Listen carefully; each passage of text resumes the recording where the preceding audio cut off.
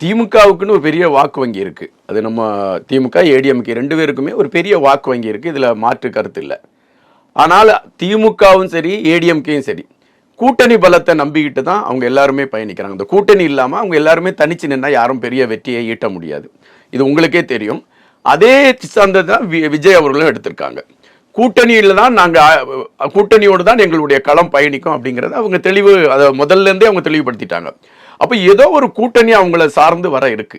ஒருவேளை திமுகவில் இருக்கக்கூடிய காங்கிரஸ் கூட நகர்ந்து விஜயோட கூட்டணி வைக்கான வாய்ப்புகள் அமையலாம். நம்ம அரசியல் களத்தில் எந்த இதுவுமே சொல்ல முடியாது. இன்னைக்கு காலையில் மதிமுகவை சேர்ந்த வைகோ ஐயா திமுகவில் பேசிட்டு இருக்காங்க.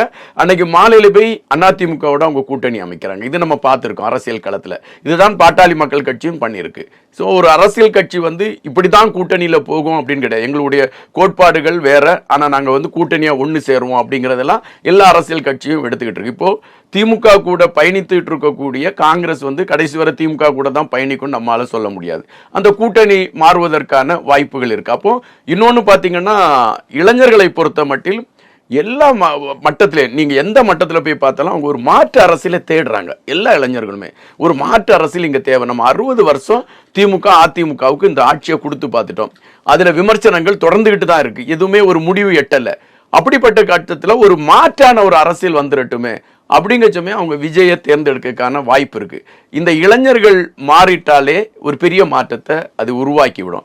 அந்த இளைஞர்களுடைய ஃபீல்டு ஒர்க்கும் உங்களுக்கு தெரியும். இப்போ நான் ஒரு 60-65 வயசுக்கு மேலானவர் ஒரு அரசியல் களத்தில் போய் நின்று அந்த ஒர்க் பண்றதுக்கும் ஒரு 25 வயது இளைஞன் ஒர்க் பண்றதுக்கும் வேற வித்தியாசம். அவனுக்கான அந்த களம் வேற மாதிரி இருக்கும். அவன் ஒர்க் பண்ண சமயம் அது விஜய்க்கான ஒரு பெரிய பூஸ்டா இருக்கும்.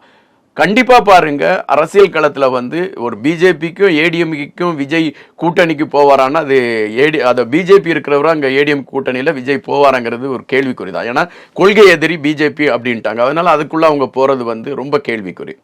ஆனால் எங்கேயோ ஒரு மாற்றம் நடப்பதற்கான வாய்ப்பு இருக்கு. ஒருவேளை அது தொல் திருமாவளவனா இருக்கலாம், அல்லது காங்கிரஸா இருக்கலாம். ஏதோ ஒரு ஷிஃப்டிங் இருக்கு. அந்த ஷிஃப்டிங் விஜய் அவங்களுடைய ஒரு பெரிய மாற்றத்திற்கு களமாக அமையும்.